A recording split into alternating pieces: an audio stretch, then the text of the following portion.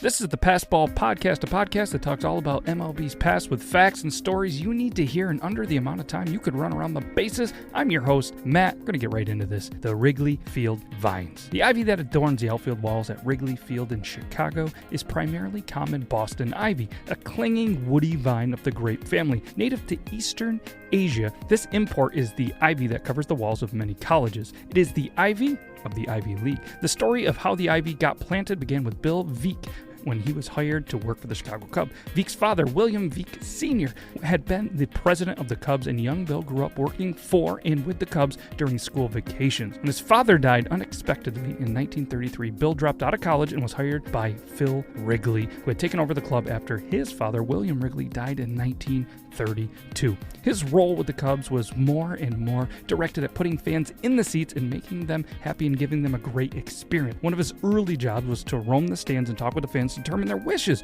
and bring back suggestions that would make coming to the ballpark more enjoyable. New seats, new concessions, and new ivy. Veeck wanted to plant the ivy in the 1938 season, but his assistants decided to plant the ivy against the red brick immediately. They strung 5 strands of copper wire draped with Boston ivy 1.5 feet apart across the wall. The outfield wall covered 1,003 feet, so they used 5,015 feet of wire. They then planted more ivy at the base of the wall, intermixed with faster-growing Japanese bittersweet vines. This is the Pastball Podcast, and as the Great Bob Uecker said, get up, get out of here.